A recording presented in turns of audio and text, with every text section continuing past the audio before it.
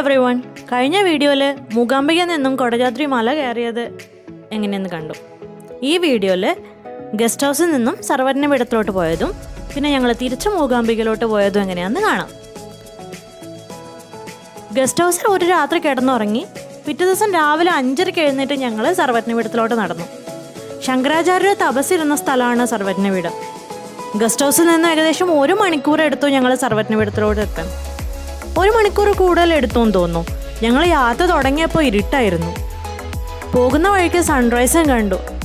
അതിമനോഹരമായൊരു sunrise. ഈ വീഡിയോയിൽ നിങ്ങൾക്കത് കാണാം.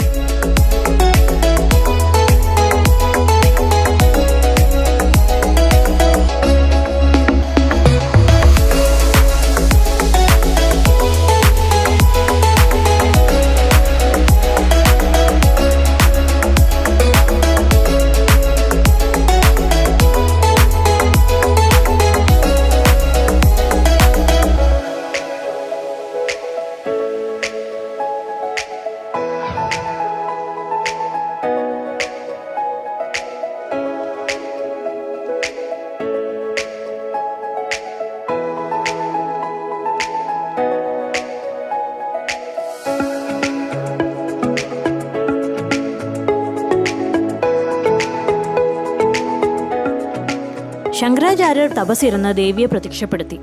ദേവിയോട് കേരളത്തിലോട്ട് വരാൻ ആവശ്യപ്പെടുന്നു.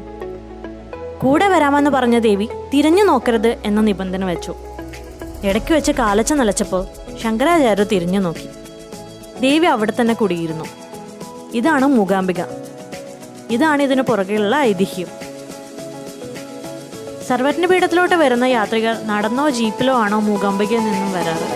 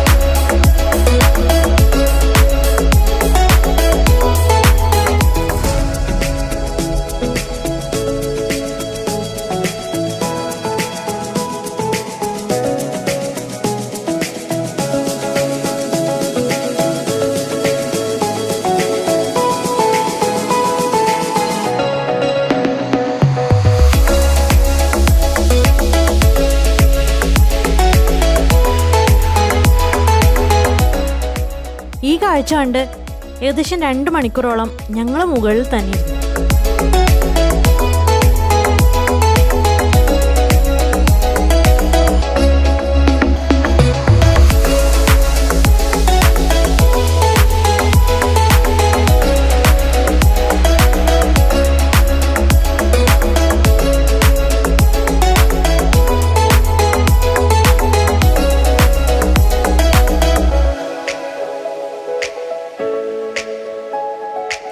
തലേന്ന് നടന്നതിൻ്റെ ക്ഷീണം ഉണ്ടായിരുന്നു. ഇന്ന് നടന്ന സമയത്തിന് തിരിച്ചെത്തുമോ എന്ന പേടിയും. അതുകൊണ്ട് ജീപ്പിലാണ് ഞങ്ങൾ താഴോട്ട് പോയത്. 2500 രൂപ എടുത്തു ജീപ്പിന് ഞങ്ങൾ മൂകാംബിക വരെ തിരിച്ചു പോകാൻ വേണ്ടിയിട്ട്. തിരിച്ചു മൂകാംബികയിലെത്തി ഒരു റൂം എടുത്ത് അവിടെ വിശ്രമിച്ചു കുറച്ചു നേരം. എന്നിട്ട് ബൈന്ദൂർ റെയിൽവേ സ്റ്റേഷനിലോട്ട് തിരിച്ചു പോയി. അവിടെ നിന്നായിരുന്നു ഞങ്ങൾക്ക് ബാംഗ്ലൂരിലോട്ട് പോകാനുള്ള വണ്ടി.